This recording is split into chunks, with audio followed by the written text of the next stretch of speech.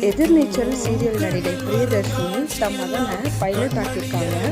அவர் தான் அம்மா அப்பாவை கோ பைலட்டாக உட்கார வச்சு அழகு பார்த்துருக்காரு. இந்த சம்பவம் சோஷியல் மீடியாவில் ரொம்பவும் பரபரப்பாக நிகழ்ச்சியோடு காணப்படுது.